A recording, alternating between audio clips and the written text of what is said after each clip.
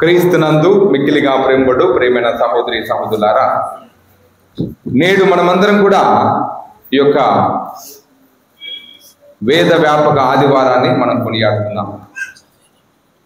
ఈ వేద వ్యాపక ఆదివారం అనేది ఇది ఎలా అమల్లోకి వచ్చింది, ఎప్పుడు అమల్లోకి వచ్చిందంటే 11వ భక్తినాథ పోపు గారు దీనిని ఇంట్రడ్యూస్ చేయడం జరిగింది, దీనిని పరిచయం చేయడం జరిగింది. అంటే మన విశ్వాసము కేవలము ప్రార్థనకే పరిమితం కాకూడదు, మన విశ్వాసము కార్యరూపం దాల్చాలి. మన విశ్వాసాన్ని మనము క్రియారూపంలో మనం చూపించాలి అనేటువంటి సత్యాన్ని ఆ యొక్క పునీతుడు, ఆ యొక్క పోపు గారు మనందరికీ కూడా తెలియపరిచాడు. 1926వ సంవత్సరంలో ఈ వేద వ్యాపక ఆదివారం అనేది మనం జరుపుకోవాలని చెప్పేసి ఆయన ఆజ్ఞ జారీ చేయడం జరిగింది. ఆనాటి నుండి ఈనాటి వరకు మనము ప్రతి సంవత్సరం కూడా ఈ యొక్క వేద వ్యాపక ఆదివారాన్ని కొనియాడుతున్నాము. ఈరోజు ముఖ్యంగా ఈనాటికి 1926వ సంవత్సరం నుండి ఇప్పటికీ 98 సంవత్సరాలు అయిందంట. కాబట్టి ఈ పండుగను మనం ఈ ఒక్కరోజే కాదు, 98 సంవత్సరాల నుంచి మనము ఈ వేద వ్యాపక ఆదివారాన్ని గురించి మనం కొనియాడుతున్నాం. ఈరోజు ముఖ్యంగా ఈ ప్రపంచ వేద వ్యాపక ఆదివారం రోజున లియో జగద్గురువులు మన లియో పోప్ గారు ఒక కొటేషన్ మనకి ఇస్తున్నాడు. దాని మీద మీరందరూ కూడా ధ్యానం చేయాలని. అదేమంటున్నాడంటే, mysteries of hope among all peoples అంటున్నాడు. Mysteries of hope among all peoples, అన్ని జాతుల వారికి మనమందరం కూడా నిరీక్షణ ఆశావాదులుగా, మనము ఆశను కల్పించేటువంటి సువార్థికులుగా జీవించాలి. ఇంకొక మాటలో చెప్పాలంటే మనమందరం కూడా ఏం చెప్పబడుతున్నారంటే నిరీక్షించేటువంటి సువార్థికులుగా మనం పని చేయాలని చెప్పేసి ఆ యొక్క జగద్గురువులు మనందరినీ కూడా ఆహ్వానిస్తున్నాడు.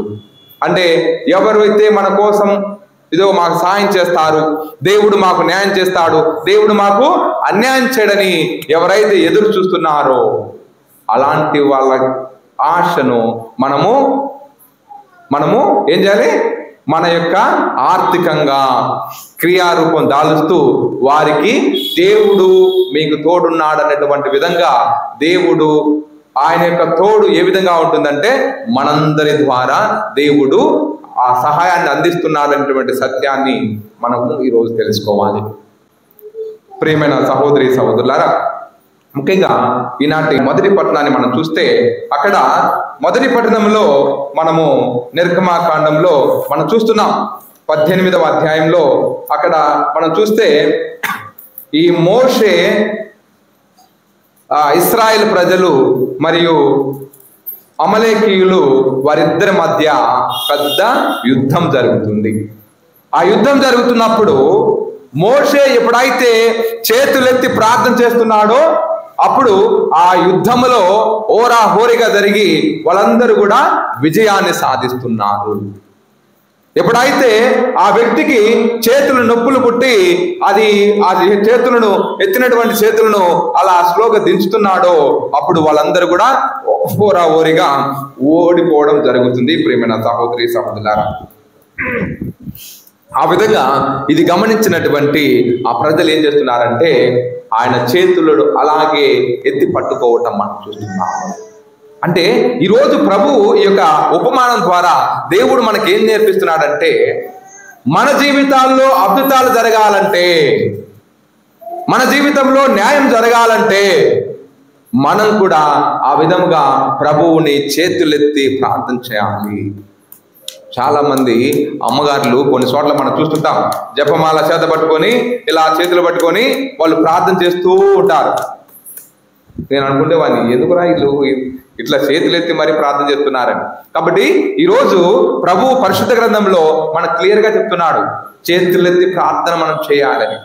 ఏ వ్యక్తి అయితే ఆ విధంగా చేతులెత్తి ప్రార్థన చేస్తుందో ఆ వ్యక్తి వాళ్ళందరూ కూడా అద్భుతాలని వాళ్ళు తక్షణమే చూస్తారనేటువంటి సత్యము దేవుడు ఈనాటి మొదటి పట్టణం ద్వారా మనకు తెలియజేస్తున్నారు. మనం ఎప్పుడైనా చేతులు ఎత్తండి హల్లెలూయా ప్రైజ్ ది లార్డ్ చెప్పడం అంటే కొంతమంది సిగ్గుపడతారు, ఇంతే ఎత్తుతారు. వాళ్ళు మనస్ఫూర్తిగా చేతులు ఎత్తడానికి కూడా మనము సంకోచిస్తాం, మనం సిగ్గుపడతాం. కానీ ప్రభు చెప్తున్నాడు, నీవు సిగ్గుపడకుండా, నీవు ఏమాత్రము మొహమాట పడకుండా, ఏమాత్రము నువ్వు ఇతరులు ఏమన్నా అనుకుంటారేమో నన్ను చూసి, ఇదిగో నేను ప్రార్థన చేస్తే, నేను చేతులెత్తి ప్రార్థన చేస్తే ఇతరులు నన్ను చూసి నవ్వుకుంటారేమో అన్నటువంటి విధముగా మనం ఒక్కోసారి ఈ చేతులెత్తి ప్రార్థన చేయటాన్ని అశ్రద్ధ చూపిస్తుంటాం. కానీ ఈరోజు ప్రభు చెప్తున్నాడు, అలా అశ్రద్ధ చూపించద్దు, నీవు చేతులెత్తి ప్రార్థన చేయాలని చెప్పేసి మనకు ఈరోజు వాక్యం ద్వారా దేవుడు మనందరికి కూడా తెలియజేస్తున్నాడు. ప్రియమైన సహోదరి సహోదరులారా, ఇంకో తిమోతి 3వ అధ్యాయము 14వ వచనం, నీవు మాత్రము నీకు బోధింపబడినవన్నీ నీవు దృఢముగా విశ్వసింపుము, అగు సత్యములందు సాగిపొమ్ము. కాబట్టి ఈరోజు ప్రభు ఏం చెప్తున్నాడంటే, బోధించబడినటువంటి వాటిని మనము జాగ్రత్తగా విశ్వసించాలి. దానిలో నీకు కొన్నిసార్లు కష్టాలు, బాధలు, ఇబ్బందులు ఇవన్నీ ఎదుర్కొంటాయి. కానీ అంతటితో ఇది కష్టంగా ఉంది, నాకు ఈ వాక్యానికి అనుగుణంగా నేను జీవించలేకపోతున్నానని నువ్వు అంతటితో ఆగిపోకూడదు, నీవు ముందుకు సాగిపోవాలి. ఎందుకంటే నిన్ను పిలిచినటువంటి దేవుడు సమకూర్చు దేవుడు. దేవుడు మనందరికీ కూడా మన విశ్వాసంలో మనకు బలాన్ని ఇచ్చేటువంటి దేవుడు, మనకు ధైర్యాన్ని ఇచ్చేటువంటి దేవుడు, మనకి అన్ని కూడా సకలం కూడా సమకూర్చేటువంటి దేవుడు మనకు చేతిలో ఉండగా మనము భయపడనక్కరలేదని చెప్పేసినటువంటి సత్యాన్ని దేవుడు మనందరికీ కూడా తెలియజేస్తున్నాడు. ప్రియమైన సహోదరి సహోదరులారా, ఈనాటి సువిశేష పట్టణంలో మనం చూస్తాం, ఎల్లప్పుడూ ప్రార్థన సలుపుటకు నిరుత్సాహపడుకుండుటకు యేసు ప్రభువు వారికి ఒక మాట చెప్తున్నాడు. కాబట్టి ఈరోజు మనం అందరం కూడా ఈ విధంగా మనం కూడా ప్రార్థన చేసే సమయంలో మనం నిరుత్సాహపడుతున్నామా? ఇదిగో నా ప్రార్థన ఆలకించబడలేదు, ఇదిగో నా ప్రార్థన ఎక్కడ దేవుడు ఆలకిస్తాడో ఆలకించడో అని చెప్పేసి మన గుడికి రాకుండా ఉంటున్నామా? మనము అనుమాన పడాల్సిన అవసరం లేదు, అశ్రద్ధ పడాల్సిన అవసరం లేదు. ప్రభు ఏమంటున్నాడంటే, ఎల్లప్పుడూ ప్రార్థించుటకు నువ్వు నిరుత్సాహపడకూడదు. దానికి దేవుడు ఒక ఎగ్జాంపుల్ ఇస్తున్నాడు. పట్టణంలో ఒక న్యాయాధిపతి ఉన్నాడు. వాక్యం బాగా వినండి, ఎవరున్నారు అక్కడ? న్యాయాధిపతి. న్యాయాధిపతి అంటే ఏం చేసి, ఆయన పని ఏంది? ఆయన పని న్యాయం చేసే పని. బాగా గమనించండి, ఆయన న్యాయాధిపతి అంట. ఆయన వృత్తే న్యాయం చేయటం, మంచి తీర్పు చెప్పడం. కానీ అక్కడ ఏమంటున్నాడు, న్యాయాధిపతి అయి ఉంటే అతడు దేవుడనినా భయపడడు. న్యాయం చెప్పేవాడు దేవుడి మీద ఏమాత్రం భయం లేకపోతే వాడేం న్యాయాధిపతి? సో ఆయన ఫెయిల్యూర్ అక్కడ. రెండోది ఏమంటున్నాడు, మానవులను లెక్కలేని తరం. ఎవరు మానవులంటే భయం లేదు, ఎవరిని కూడా మనిషిని మనిషిగా చూసేటువంటి వ్యక్తి కాదు. అందుకే తర్వాత వాక్యం చదువుమా, ఏమంటున్నాడు,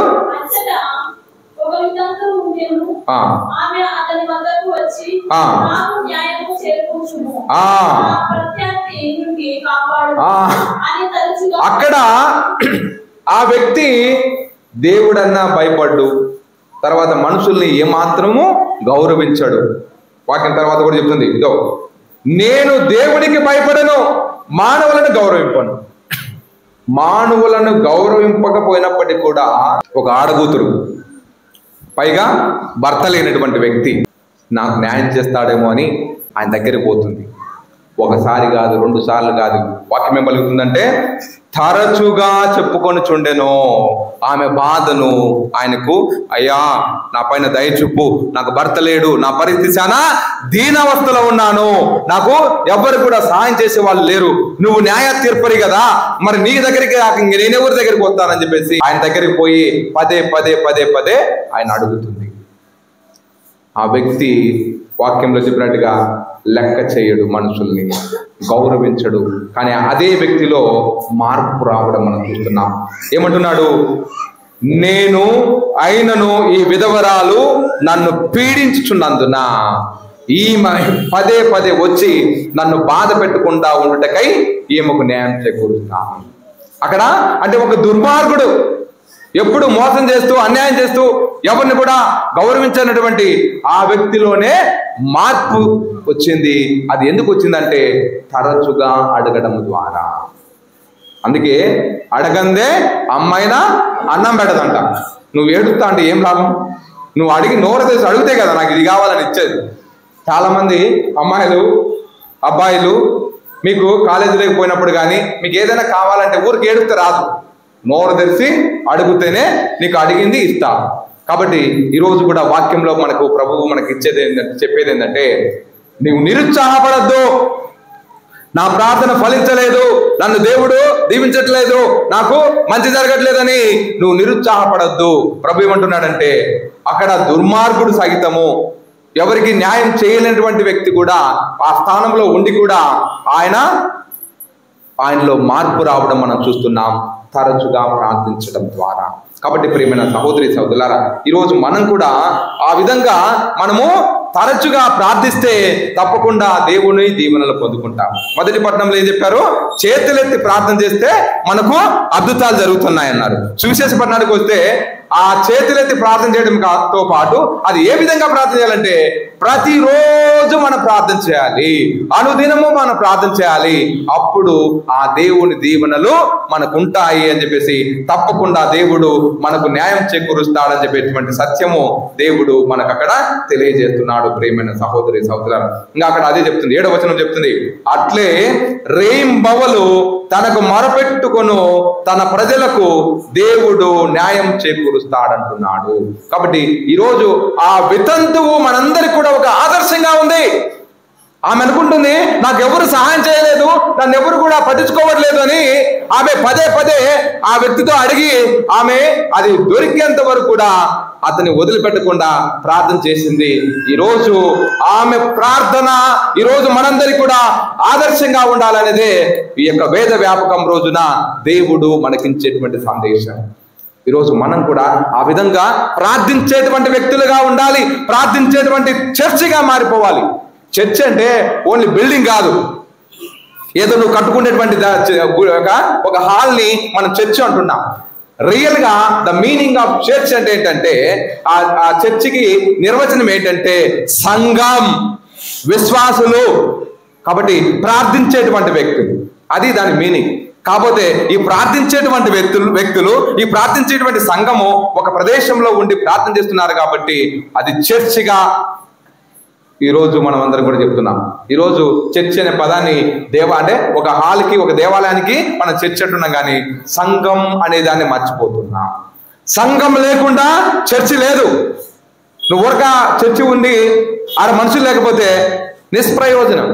కాబట్టి ఈరోజు సంఘం, ఈ సంఘం మనమంతా కూడా ఒక చర్చి, మనమంతా కూడా ఈ సంఘం ఈ చర్చి ఏ విధంగా ఉండాలంటే ఆలకించేటువంటి చర్చిగా, వాక్యాన్ని వినేటువంటి చర్చిగా, వాక్యాన్ని ధ్యానం చేసేటువంటి చర్చిగా, ప్రార్థించేటువంటి చర్చిగా మనమందరం మారాలి. ప్రకటించేటువంటి చర్చిగా మనం మారాలి. ఏం ప్రకటించాలంటే ఆ వితంతువు ఏ విధంగా అయితే ప్రార్థన చేసి ఆమె అనుకున్నది సాధించిందో ఆ విధంగా ఆ వ్యక్తి చెప్తుంది, ఇదిగో నా దేవుడు నాకు మోసం చేయడు, నా దేవుడు నాకు అన్యాయం చేయడు. ఎందుకంటే ఆయన మనుషుల్ని కూడా లెక్క లేనటువంటి ఆ వ్యక్తితో కూడా దేవుడు న్యాయం చేకూర్చాడు.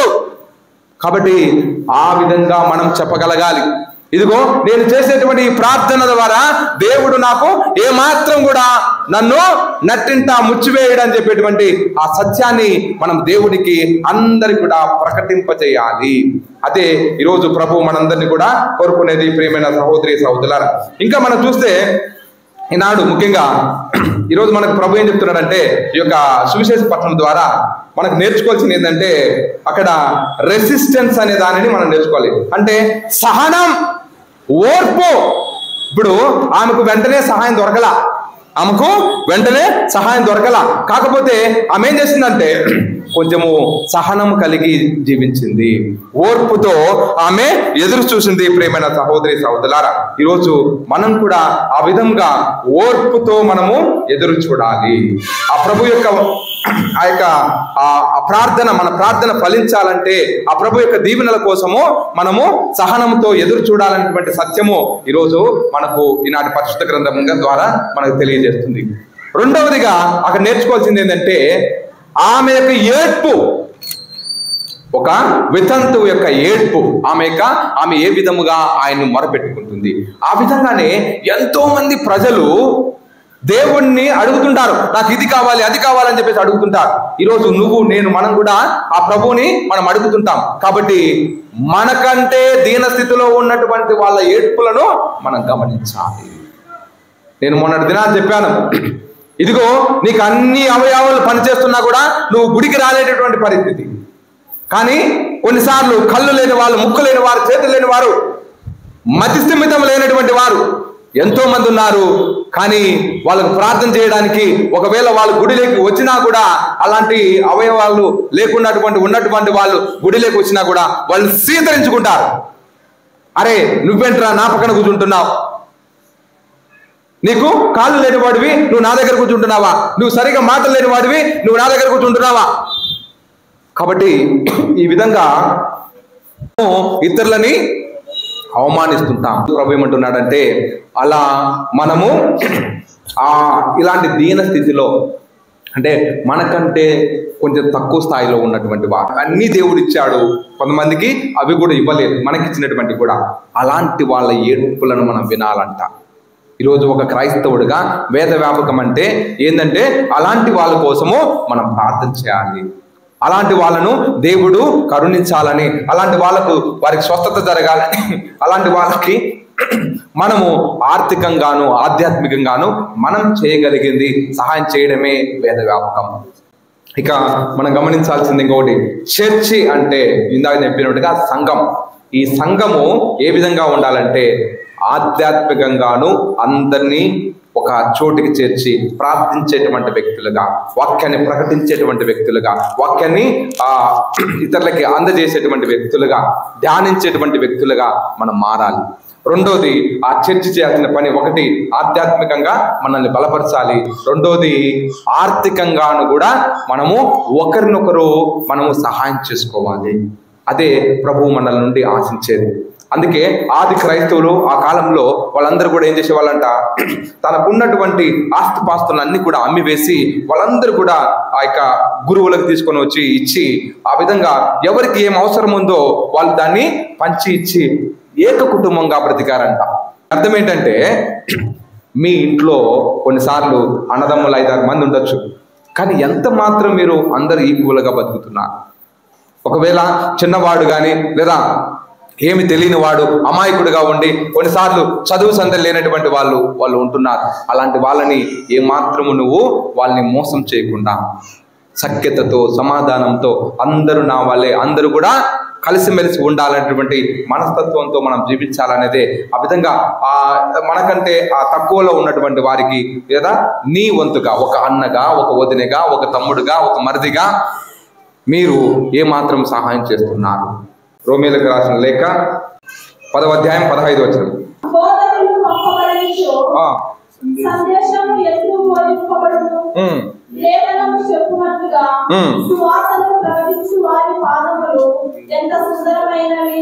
ఇక్కడ ఏం చెప్పబడుతుందంటే, బోధకులు, సువార్థికులు, గురువులు లేదా ఉపదేశి లేదా ఒక క్రైస్తవుడు అలా పంపబడనిచో, వాక్యాన్ని ప్రకటించనచో, వాళ్ళు వాక్యం వినట్లేదు కదా, మరి వాళ్ళు ఏ విధంగా వాళ్ళు రక్షింపబడతారు అంటున్నారు. నిజమే కదా. ఇప్పుడు క్రైస్తవులు అందరూ కూడా చెప్తున్నారు, నువ్వు వాక్యం వినడం వలన నీ విశ్వాసం స్వచ్ఛతపడుతుంది, నువ్వు విశ్వాసం అధికమవుతుంది, నువ్వు రక్షింపబడుతున్నావు అంటున్నారు. కానీ అలా పంపబడనిచో, అలా తెలియనటువంటి వాళ్ళ పరిస్థితి ఏంటి? వాళ్ళందరూ రక్షింపబడరా? మరి వాళ్ళ పరిస్థితి ఏంటనంటే, ఈరోజు ప్రభు ఏమంటున్నాడంటే, ఈ వేద వ్యాపకం అంటేనే సువార్తను ప్రకటించటం. వేద వ్యాపకం అంటేనే, వేదం అంటే దేవుడు అని చెప్పాను. కాబట్టి వేదం అంటే ఈ దేవుడు, వ్యాపకం అంటే విస్తరింపజేయడం, ప్రకటించడం. దేవుని గురించి మనమందరం కూడా ఇతరులకు మనం చెప్పాలి, ఇతరులకు మనం ప్రకటించాలి. ఇది మన బాధ్యత. దేవుడు ఇది మన విధిగా మనము నివర్తించాలి. అందుకే ప్రభు చాలా సందర్భాల్లో గాస్పుల్స్లలో, సువిశేషములలో మనం చూస్తున్నాం. ఆయన చెప్తున్నాడంటే, ఇదిగో మీరు ప్రపంచమంతటా సకల జాతి జనులకు సువార్తను బోధింపడండి అని చెప్తున్నాడు. భూ దిగంతముల వరకు నేను మీకు సర్వదా తోడై ఉంటానంటున్నాడు. కాబట్టి ఈరోజు వాక్యము వినబడని చోట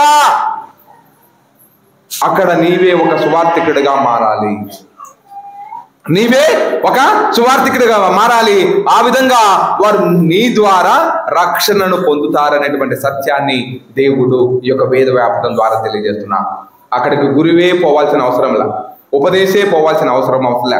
ఒక గృహస్థ క్రైస్తవురాలుగా, ఒక గృహస్థుడిగా, ఒక యువకులుగా మీరు జీవించేటువంటి విధానం, ఆడ నువ్వు ఈ వాక్యం కూడా చెప్పాల్సిన అవసరం లేదు.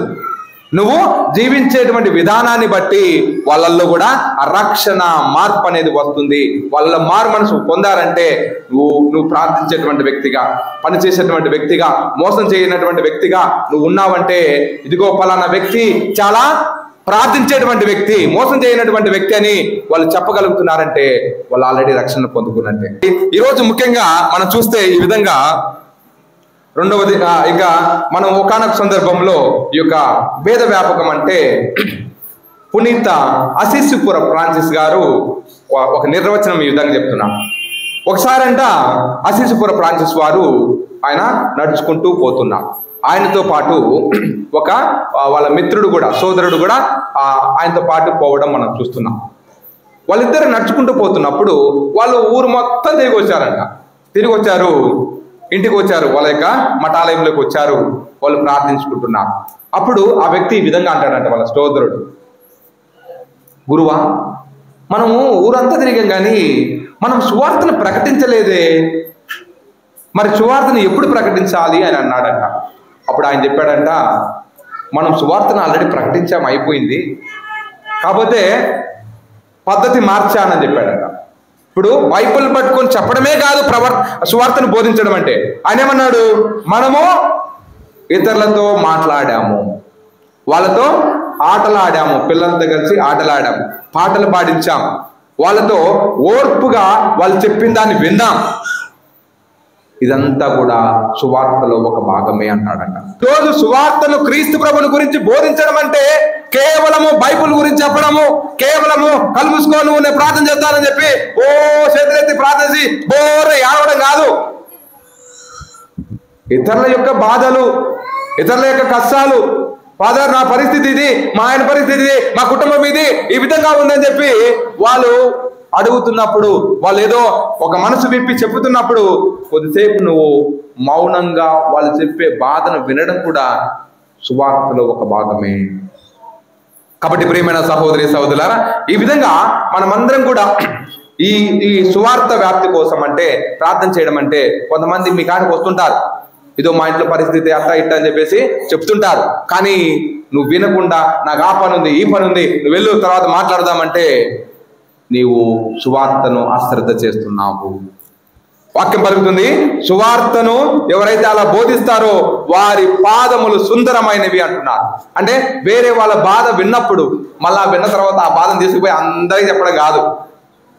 నువ్వు నమ్మకస్తుడిగా ఉండాలి, వాళ్ళు చెప్పిన మాటకి నువ్వు కట్టుబడి ఉండాలి.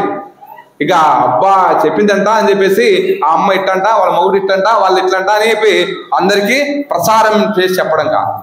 కాబట్టి ప్రియమైన సహోదరి సహోదరులారా, అందుకే ఆయన ఏం చెప్తారంటే, preaching does not consist of words alone but also of behaviour it self అంటున్నారు. అంటే దాని అర్థం ఏంటంటే, మనం కేవలము మాటలతో చెప్పడమే కాదు, మన ప్రవర్తన, మన నడవడిక కూడా అది సువార్తలో ఒక భాగం అంటున్నాడు. ఇక మళ్ళీ ఇంకొక మాట చెప్తున్నాడు. ఏమని చెప్తున్నాడు అంటే మనము ఈ యొక్క అన్ని సమయాల్లో సువార్తను బోధిస్తూ అవసరమైనప్పుడు మాత్రమే మనము పదాలను వాడాలి అంటున్నాడు. ఎప్పుడు అవసరమో అప్పుడే మనం మాట్లాడాలి. అంటే మనము అనవసరంగా మాట్లాడద్దు. అవసరము అంటే ఈ యొక్క సువార్తను బోధించే విషయంలో ఎంత అవసరమో అంతే మాట్లాడాలి అనేది కూడా ఒక సువార్తలో ఒక భాగం. కాబట్టి ఈ విధంగా మనము ఈ యొక్క వేద వ్యాపకాన్ని నేను ఇందాక చెప్పినట్టుగా ఒకటి ఏ విధంగా జరుపుకోవాలనే సత్యాన్ని ఇంకొకసారి మనం ఒక 4 మాటల్లో మనం ధ్యానం చేద్దాం. మొదటిగా వేద వ్యాపకం అంటే బోధించడం ద్వారా. 2వ తిమోతికి రాసిన లేఖ 4వ అధ్యాయము 2వ వచనంలో మనం చూస్తే, నీవు వాక్యమును బోధింపుము, అనుకూల సమయమునందును ప్రతికూల సమయమునందును వానిని కొనసాగింపుము, సహనముతో కూడిన బోధతో ప్రజలను ఒప్పించుము, ఖండించుచు ప్రోత్సహించుము. సువార్త వేద వ్యాపకం అంటే మొట్టమొదటిగా బోధించడం ద్వారా. ప్రభు ఏమంటున్నాడంటే అక్కడ, నీవు వాక్యమును బోధింపుము, అనుకూల సమయంలో ప్రతికూల సమయంలో. అంటే అవకాశం దొరికినప్పుడు మనం చేయాలంట, అవకాశం దొరకనప్పుడు కూడా మనము సువార్తను బోధించడానికి మనం ప్రయత్నం చేయాలి. ప్రతికూల సమయం అంటే అవకాశం లేనటువంటి సమయంలో కూడా మనం ఏదో ఒక విధంగా అవకాశాన్ని కల్పించుకోవాలి. ఆ విధంగా. రెండోది మనం చూస్తాం, ఫర్ ఎగ్జాంపుల్ నేను ఈ మధ్యకాలంలో మనం జపమాలకు వస్తున్నాం, ఇంటింటికి జపమాలకు వస్తున్నాం. ఇప్పుడు ఇదివరకు మీరు రొటీన్గా పోయేవాళ్ళు, కానీ ఈ మధ్యకాలంలో మరితలని ఏ విధంగా మీరు గౌరవిస్తున్నారు? పూలమాలలతో పూలు పరిచి పూల మీద నడిపించడం అయితేనేమి, డెకరేట్ చేయడం అయితేనేమి ఇల్లును, అక్కడ క్యాండిల్తో జపమాల మాతగా పెట్టడం అయితేనేమి, ఆ విధంగా. అంటే ఇదంతా కూడా సువార్తలో ఒక భాగం. అక్కడ అనుకూల సమయం జరుగుతుంది అంటే ఓకే, జరగచ్చు. జరగలేదు, ఇక్కడ ఈ ఊర్లో జరగదు అని కొంతమంది చెప్పారు నాకు. కానీ సాధ్యమవుతుంది. వాక్యం ఏమంటుందంటే ప్రతికూల సమయంలో కూడా నువ్వు ప్రయత్నం చేయాలి. తర్వాత ఏం చెప్తున్నారు? దానిని కొనసాగింపు. ఓకే, సహనంతో కూడి బోధన చేయండి అంటున్నారు. ఇప్పుడు కొన్నిసార్లు సహనం కలిగి జీవించండి. నీ ఇంట్లో కూడా, నీ కుటుంబంలో, నీ భర్త పట్ల, నీ పిల్లల పట్ల, నీ భార్య పట్ల మీరు సహనం కలిగి జీవించాలి. అప్పుడే వాళ్ళు మనల్ని అర్థం చేసుకుంటారనేటువంటి సత్యాన్ని దేవుడు మనకు తెలియజేస్తాడు. ఇంకా ఆడేమంటున్నాడు? ఒక్కోసారి సహనంతో మనం బోధించాలంట. ఖండించండి అంటున్నాడు. ఎప్పుడు సహనం ఉంటే కనుక వాళ్ళని మాటిండ్రు. ఒక్కోసారి వాళ్ళని ఖండించాలి. రైట్ అంటే రైట్, రాంగ్ అంటే రాంగ్, అంతే. రోజు మీ వాక్యం చెప్తుంది, ఖండించాల్సిన సమయంలో ఖండించాలి. ఖండించేటువంటి విధంగా, అంటే అంత కఠినంగా కూడా మన వాక్యంలో మనం ఉండాలి అనే సత్యాన్ని దేవుడు మళ్ళీ ఇంకొకటి చెప్తున్నాడు. ఇమ్మీడియట్ గా ప్రోత్సహించండి అంటున్నాడు. ఇదిగో అలా ఖండించినప్పుడు ఎవరైతే కొంతమంది ఓయప్పా ఈ మనిషితో కష్టం రా అని చెప్పి పారిపోతున్నారా, పట్టుకో, మళ్ళీ పిలుచుకొని వచ్చి వాళ్ళు ఏం చేయాలి? ఎంకరేజ్ చేయాలంట. వాళ్ళ చేతనే ఇష్టం పొగడాలి. ఇంక అంతే, పొగిడి వాళ్ళ చేత పని చేయించుకోవాలి. వాళ్ళ చేత వాళ్ళని విశ్వాసంలో ఇంకొంచెము అభివృద్ధి చెందేటువంటి బిడ్డలుగా వాళ్ళని మనం ఎంకరేజ్ చేయాలనేటువంటి సత్యము దేవుడు మనకు చెప్తున్నాడు. అంటే ఈ యొక్క వేద వ్యాపకం అనేది బోధించడం ద్వారా జరుగుతుంది. ఈ బోధనలో సహనం కలిగి జీవించాలి. ఈ బోధనలో కొన్నిసార్లు ఖండించేటువంటి, అంటే కఠినంగా మాట్లాడే తత్వం కూడా ఉంటుంది. అప్పుడు అందుకే కదా ప్రభు ఏమంటున్నాడు? నా నామమున నిందించబడినప్పుడు, అవమానించబడినప్పుడు నీవు ధన్యుడు అంటున్నాడు.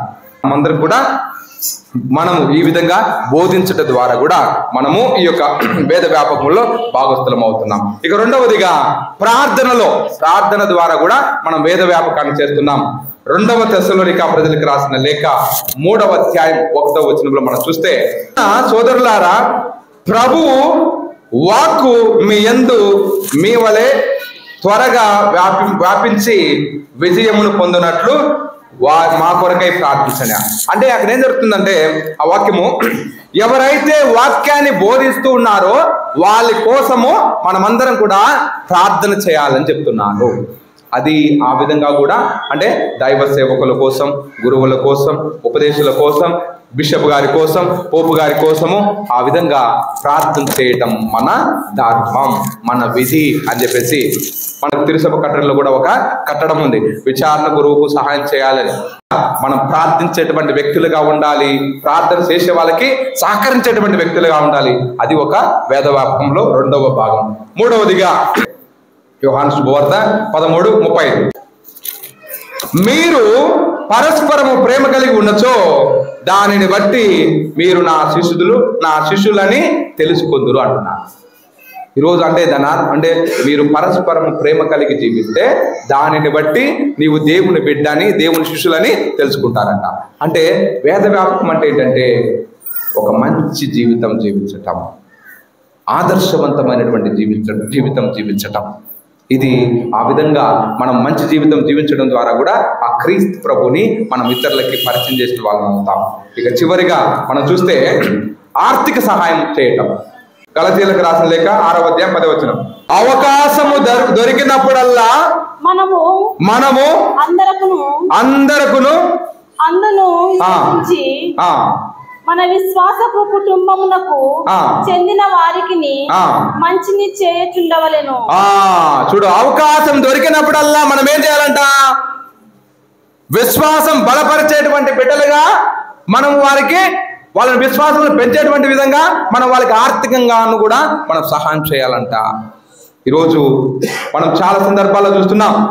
హెబ్రీయులకు రాసిన లేఖ 13వ అధ్యాయం 16వ వచనంలో అయితే ఇతరుల యొక్క మేలును కోరి మనము వారికి సహాయం చేస్తే అది దేవునికి ప్రీతికరమైనటువంటి పని అంటున్నాడు. కాబట్టి ఆర్థికంగా మనం సహాయం చేయడం అనేది దేవుడు మెచ్చదగినటువంటి పని అని ప్రభు మనందరికీ కూడా సెలవిస్తున్నాడు. ప్రియమైన సహోదరి సహోదరులారా, మత్తయి శుభవార్త 6వ అధ్యాయంలో 3-4 వచనాలు చూస్తే, ఇదిగో నీ కుడి చేతితో చేసేటువంటి పని నీ ఎడమ చేతి కూడా తెలియకూడదు అంటున్నా. అదేవిధంగా మనం చూస్తే అక్కడ లూకా శుభవార్త 6వ అధ్యాయము 38లో చూస్తే అక్కడ నీవు చేసేటువంటి ఈ ప్రార్థన నీవు ఏ కొలతతో కొలుస్తావో ఆ కొలతతో నువ్వు దీవించబడతావు. నీవు ఇతరులకి నువ్వు సహాయం చేసే సమయంలో నువ్వు దండిగా వాళ్ళకి సహాయం చేస్తే దేవుడు కూడా నీ విషయంలో దండిగా నీకు దేవుడు సమకూరుస్తాడు. 2వ కొరింథీయులకు రాసిన లేఖ 9వ అధ్యాయము 7వ వచనం నుంచి 9వ వచనం, అవునా చింతతో గాని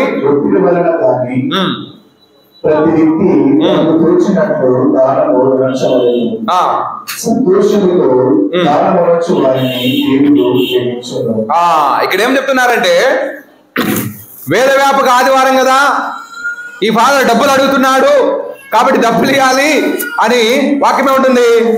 చింతతో బాధతో ఈ మనిషి అడుగుతున్నాడు, ఒత్తిడి చేస్తున్నారు, సంఘ పెద్దలు వచ్చి కవర్లు ఇచ్చిపోయినారు. కాబట్టి అలాంటి ఆలోచనలతో కానీ ప్రతి వ్యక్తి అలా ఇవ్వకూడదు. అలా ఏ విధంగా చేయాలంట? తనకు తోచినట్లుగా దానము నచ్చాలి. ఆ దానం ఏ విధంగా ఉండాలంట? సంతోషముగా దానము నచ్చుడు, దానిని దేవుడు ప్రేమించును.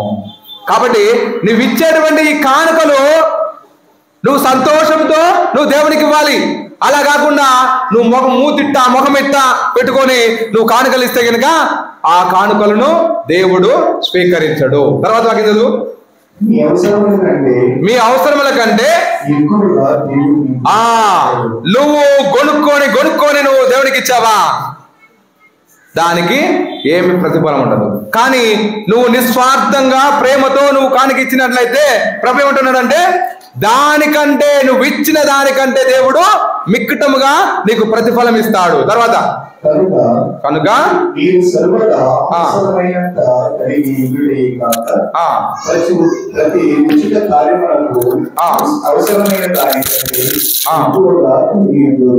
కాబట్టి ప్రియమైన సహోదరి సహోదరులారా, ఆ విధంగా మనం అందరం కూడా ఎల్లప్పుడూ ఆ ఉదారత్వాన్ని కలిగి ఉండాలి.